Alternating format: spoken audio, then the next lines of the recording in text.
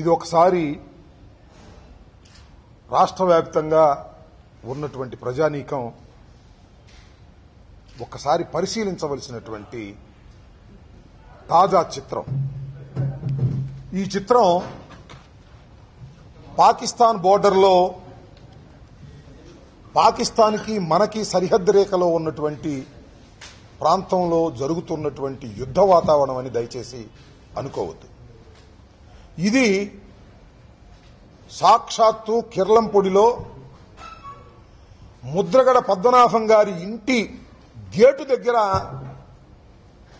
గస్తీ కాస్తున్న AP police. ఇది చూస్తే కిర్లంపొడిలోనూ అమలాపురంలోనూ రావులపాలెంలోనూ ఎంత ఘోరమైనటువంటి పోలీసు అణిచివేత ఉన్నదో మనకు చాలా స్పష్టంగా అర్థమవుతా ఉన్నది. ముద్రగడ పద్మనాభం గారు రేపు ఉదయం నుంచి రావులపాలెం నుంచి 5 రోజుల పాటు సత్యాగ్రహ పాదయాత్ర చేయటానికి నిర్ణయించుకొని ప్రకటించడం జరిగింది. ఇవాళ ప్రకటించింది కాదు, ఇది చాలా రోజుల క్రితమే ఈ సత్యాగ్రహ పాదయాత్రని 5 రోజుల పాటు చేయాలని ప్రకటిస్తే అప్పటి నుంచి ఇప్పటి దాకా కాముగా ఉన్నటువంటి ప్రభుత్వం ఇవాళ ఏం మాట్లాడుతుందంటే ముద్రగడ పద్మనాభం గారు చేసే పాదయాత్రకు పర్మిషన్ కావాలట, అనుమతి లేనిదే దేన్ని కూడా అమలు చేయడానికి అంగీకరించాలనేటువంటి మాట ఇవాళ డీజీపీ దగ్గర నుంచి హోంమంత్రి దాకా మాట్లాడుతున్నారు.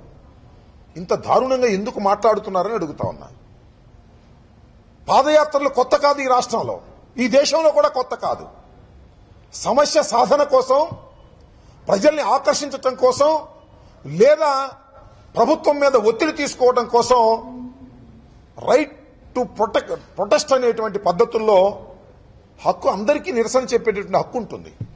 హక్కులో భాగంగానే శాంతియుతంగా గాంధీ మార్గంలో పాదయాత్ర చేసినటువంటి సందర్భాలు చాలా ఉన్నాయి. ఇంతకు ముందు మనందరికీ తెలుసు, తెలుగుదేశం ప్రభుత్వం అధికారంలో ఉన్నప్పుడు డాక్టర్ వైఎస్ రాజశేఖర రెడ్డి గారు సుదీర్ఘమైన పాదయాత్ర 1600 కిలోమీటర్లు నడిచారు. అక్కడ దాకా ఎందుకు? కాంగ్రెస్ పార్టీ అధికారంలో ఉన్నప్పుడు ఈ రోజున రాష్ట్రంలో ముఖ్యమంత్రిగా ఉండి ఈ డీజీపీ చేత పలికిస్తున్నటువంటి మాటలున్నావే, అవన్నీ కూడా చంద్రబాబు నాయుడు గారు పలికించేటటువంటి మాటలు. అలాంటి చంద్రబాబు నాయుడు గారు ప్రతిపక్ష నాయకుడిగా ఉండి పాదయాత్ర చేసినటువంటి సందర్భం ఉన్నది. అంతేకాదు, అనేక మంది పాదయాత్రలు చేశారు విభిన్నమైన సమస్యల కోసం. సిపిఐ వారు, సిపిఎం వారు అనేక మంది పాదయాత్రలు చేశారు. ఆ పాదయాత్రలకు దేనికి కూడా పర్మిషన్ అవసరం లేదంటే నేను అడుగుతా ఉన్నా, చంద్రబాబు నాయుడు గారు మీరు కాంగ్రెస్ పార్టీ అధికారంలో ఉన్నప్పుడు చేసిన పాదయాత్రకు మీరు పర్మిషన్ తీసుకున్నారా? ఆ రోజైతే పర్మిషన్ అవసరం లేదు మీకు. ఎదుటివాడికి చెప్పడానికి మాత్రం నీతులు ఉంటాయి కానీ మీకు మాత్రం నీతులు ఉండవు. మీరు అధికారంలోకి వస్తే మాత్రం ఎవరైనా పాదయాత్ర చేస్తే పర్మిషన్ తీసుకోవాలా? ఆయన మాత్రం పాదయాత్ర చేయడానికి పర్మిషన్ తీసుకోకుండానే పర్మిషన్ చేస్తారా ఏమిటని అడుగుతా ఉన్నా.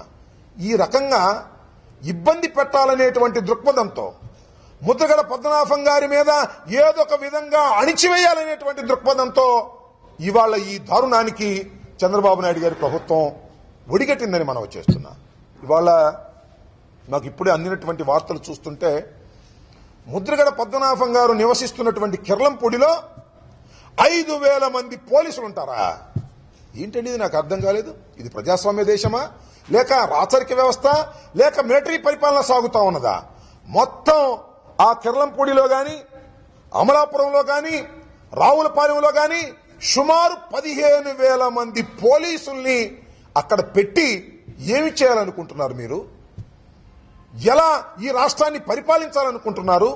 మేము చేస్తున్నది ఏమిటి? ముద్రగడ పద్మనాభం గారు ఎందుకు సత్యాగ్రహ పాదయాత్ర చేయవలసినటువంటి పరిస్థితి ఏర్పడింది? దానికి కారణం చంద్రబాబు నాయుడు గారు కాదా? ఈ ప్రభుత్వం కాదా? చంద్రబాబు నాయుడు గారు అధికారంలోకి రావడం కోసం కాపుల్ని బీసీల్లో 6 మాసాల్లో చేరుస్తానని హామీ ఇచ్చిన మాట అవాస్తవమా? సంవత్సరానికి 1000 కోట్ల రూపాయలు ఇచ్చి సంక్షేమ పథకాలు పెట్టి కాపుల్ని ఆదుకుంటానని చెప్పింది అవాస్తవమా? ఈ రెండు చేశారా మీరు? 6 నెలల్లో కాపుల్ని బీసీలో చేర్చారా? ఈ 3 సంవత్సరాల కాలంలో 3,000 కోట్ల రూపాయలు ఇచ్చి ఖర్చు చేశారా? ఈ హామీలనేమో నెరవేర్చరు. హామీలు నెరవేర్చమని ప్రజాస్వామ్య పద్ధతుల్లో నిరసన తెలియచేయడానికి ముందుకొచ్చినటువంటి వ్యక్తుల మీద అతి దారుణంగా అణిచివేసేటటువంటి ప్రక్రియని పోలీసు వ్యవస్థని అడ్డం పెట్టుకొని ఇవాళ చంద్రబాబు నాయుడు గారు చేస్తూ ఉన్నారంటే ఇది చాలా దారుణమైనటువంటి అంశంగా మేము భావిస్తున్నాం. దయచేసి చంద్రబాబు నాయుడు గారు మీ ప్రభుత్వం అర్థం చేసుకోమని మనం చేస్తున్నాం. ముద్రగడ పద్మనాభం గారు ఏకాకి వ్యక్తి కాదైనా ఆయన వెనుకాల ఈ రాష్ట్రంలో ఉన్న ప్రజాస్వామ్య శక్తులన్నీ కూడా ఆయన వెనుకాల ఉన్నాయని మనం చేస్తున్నా. కాపు సమాజం మొత్తం ఆయన వెనుకాల ఉన్నది. వైఎస్ఆర్ కాంగ్రెస్ పార్టీ కూడా దాన్ని సపోర్ట్ చేస్తున్నది. కాంగ్రెస్ పార్టీ సపోర్ట్ చేస్తున్నది. అన్ని రాజకీయ పక్షాలు, మెజారిటీ రాజకీయ పక్షాలు ఆయన చేస్తున్న ఉద్యమాన్ని తప్పుపట్టేటటువంటి పరిస్థితులు లేదు. కారణం ఏమిటంటే మీరు ఆయనకి ఇచ్చిన హామీని నిలబెట్టుకోలేకపోయారు. మీ అందరికీ గుర్తుండే ఉంటుంది.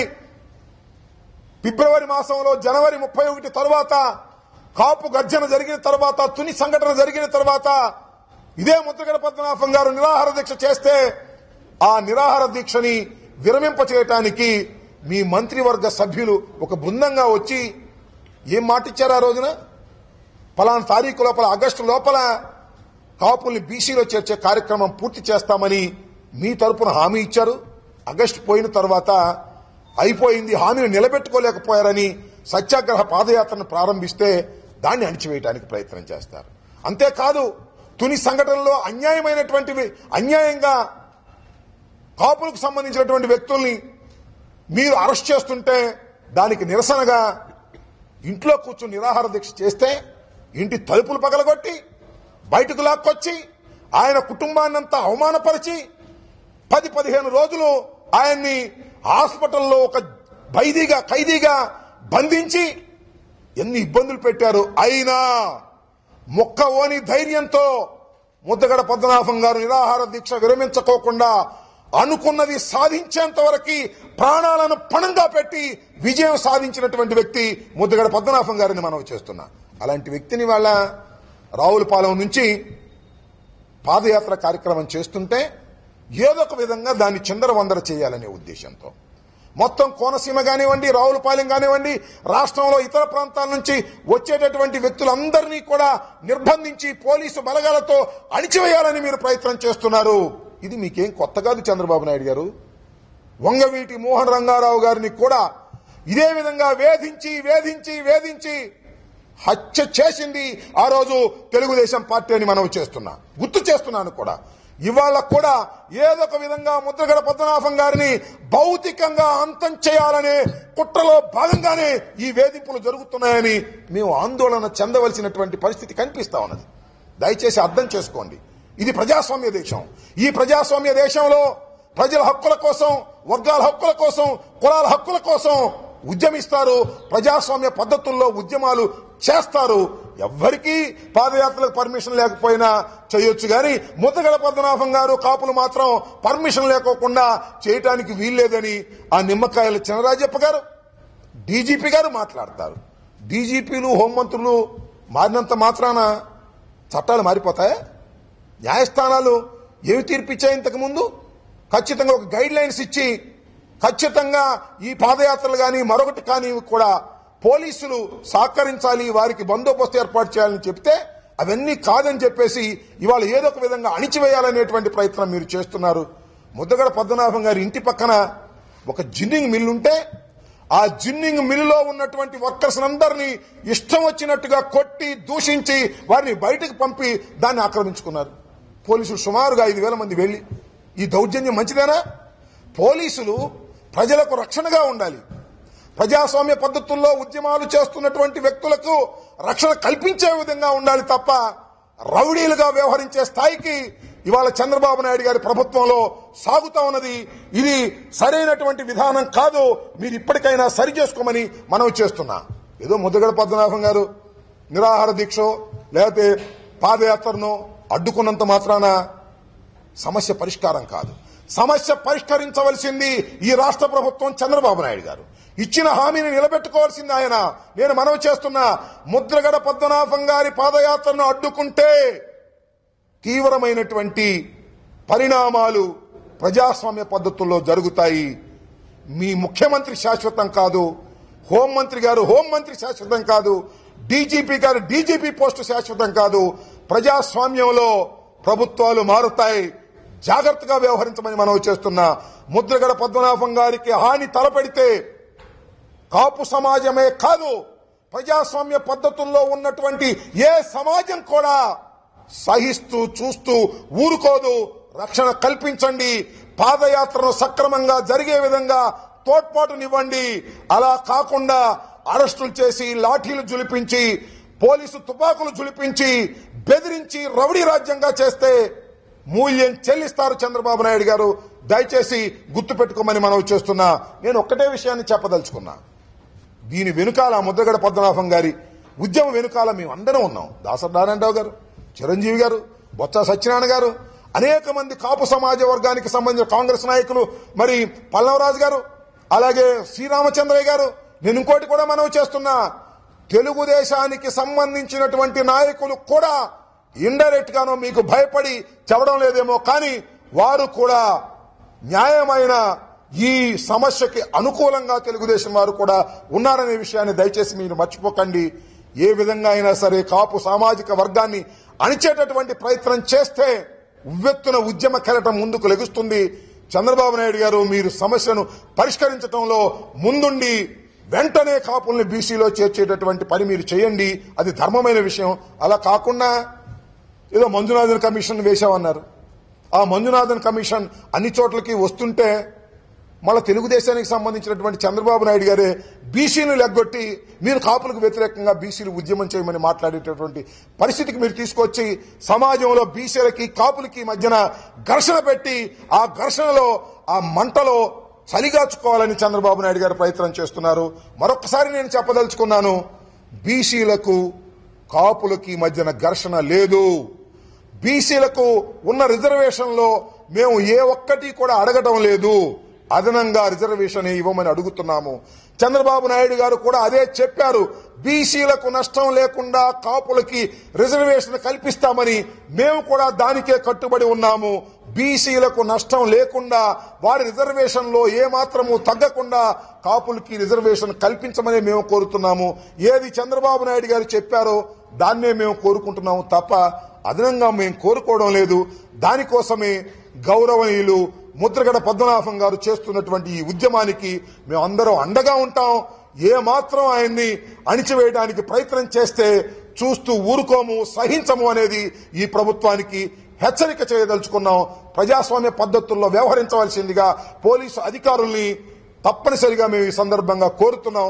అలా కాకపోయినట్లయితే మీ మీద తప్పనిసరిగా ప్రజా ఉద్యమాలు వస్తాయనేది కూడా గుర్తుపెట్టుకోమని సందర్భంగా మీ అందరికీ కూడా గుర్తు చేస్తూ ఉన్నాను. పార్టీ తరపున ఇది పార్టీ ఏజెండాలో భాగంగా మేము వీఆర్ ఆల్ సపోర్టింగ్.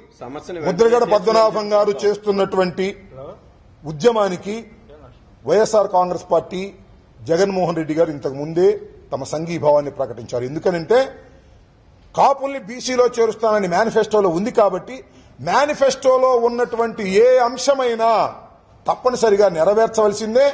ఆ అంశాల కోసం ఎవరైనా ఉద్యమం చేస్తే ఆ ఉద్యమాలకు వైఎస్ఆర్ కాంగ్రెస్ పార్టీ మద్దతు పలికే క్రమంలోనే జగన్మోహన్ రెడ్డి గారు దీనికి మద్దతు పలికారు. మేము ఇంకా ఇన్వాల్వ్ అయ్యి దానిలో పనిచేయడానికి సిద్ధంగా ఉన్నాం. కోర్టు ఈ రోజు క్లియరెన్స్ ఇచ్చిందని జస్ట్ ఇంతకు ముందే అంటున్నారు. మరి దాని పూర్తిగా వివరాలు తెలియదు.